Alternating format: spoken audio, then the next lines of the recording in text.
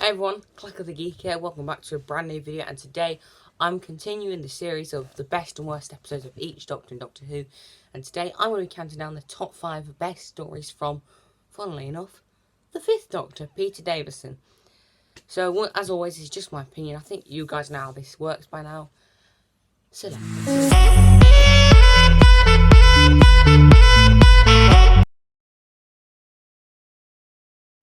So the Five Doctors was the 20th anniversary special of Doctor Who. It's a multi-Doctor story which featured all 5 Doctors at the time. Well, they had to recast William Hartnell because he died, and Tom Baker didn't want to be a part of it, so they used archive footage. But, you know, it gets away with it, and it is really, really fun. In all fairness, it is a bit overrated, I would say, because a lot of people give it so much praise, and I don't think it's the best multi-Doctor story, in my opinion. The plot is very shallow, paper thin, kind of, but it's just fun getting to see all the Doctors at this time interacting, and there's a bunch of like old monsters like the Daleks, the Cybermen, the Master. I think the Yeti appear. Who else appears in it? The Time Lords as well. And there's like a load of companions like Susan, Sarah Jane, K9. You know, it's just a load of great fun. Now, yes, it doesn't have a very great plot, and it is mostly just fan service, but the character interactions, the brilliant music, and the fun time that it gives the audience makes it a really enjoyable story, but it doesn't give it a free pass to being amazing for me. So Frontios, not a story that many people would put on like a top 5 list of Pete Davidson stories, but I have. And I mean, it's not a very remembered and beloved story, I don't think, because I never hear people talking about this one.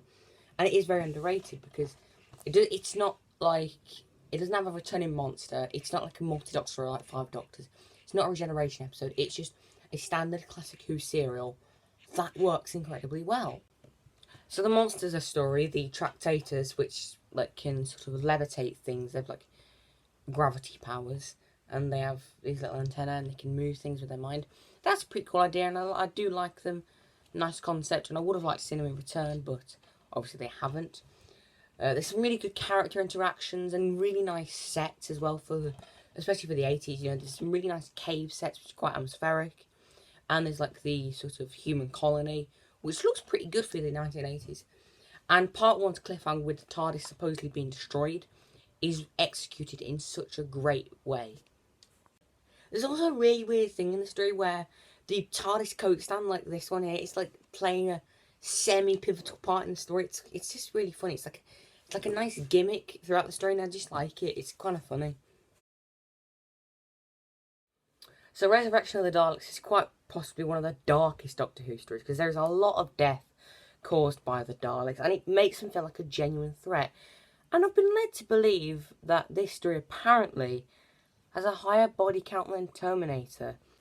It also sees the return of Davros, and the scenes between the Doctor and Davros are some of the best in the 5th Doctor's era, and especially the scene where the Doctor points the gun at Davros and he's like, "I'm not your prisoner, Davros, but your executioner."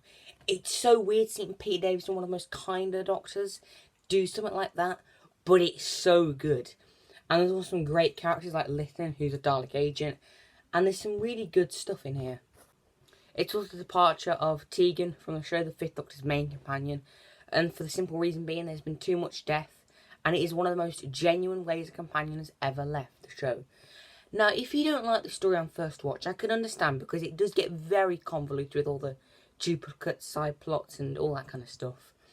But give it another go, because it is well worth it. So the next 2 stories I'm going to talk about are pretty obvious. They made my top 10 list, so yeah. But Earthshock is my favourite villains and my favourite story of the Cybermen. They're portrayed so well in this. I love these designs anyway, but they're just portrayed so well. They're so creepy, they're so intimidating. The Cyber leader as well is so intimidating when he's on the ship talking to the Doctor. I mean, part 1 is really mysterious and sort of gives the story some tension and atmosphere, and the cliffhanger ending where it's a Cybermen reveal, it's just bam, here they are, and it's brilliant. But there are some weaker parts of part 1. For instance, why do the Cybermen need androids? But it is just to amp up the reveal, so I can let it slide, but it's like, why do they need androids? you know. And some of the side characters' acting isn't great, but the characters on the whole are very well done. And at the end, where the companion Adric blows up on that spaceship and dies, is really impactful, and it raises the stakes tenfold in Doctor Who. And it shows that Doctor Who can have impactful moments like that challenge the audience's emotions. And this story is just great. It really is. But not my all-time favourite. So yeah, number one, The Caves of Androzani. What else would it be? It was voted number one best of all time in a Doctor Who magazine poll at one point, and it's a fan favourite. And for good reason, because the world building, the tension, the writing, the bleak atmosphere of it is just incredible. It's impeccable. And that also applies to the side characters, because pretty much all the side characters are in like a moral grey area or out for themselves, whether it's Shara's Jack, Morgus, the Gunrunners.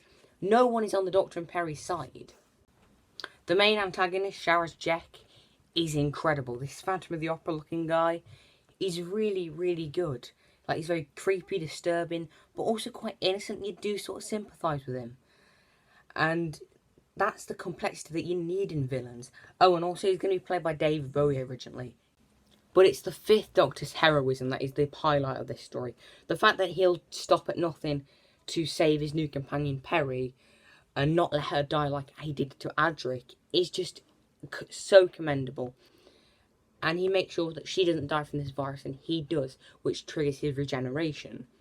And it's a great regeneration scene, very psychedelic and creepy. So overall, an absolute masterpiece in Doctor Who. One of the crown and jewels, and the best regeneration story in Doctor Who. So, that's my list of the top 5 best Peter Davison stories. Hope you enjoyed it. What are your thoughts? Leave them in the comments below. Make sure to like, subscribe, notification bell, click that, so you don't miss a thing. And this is Clack of the Geek, signing out. Ta-ra.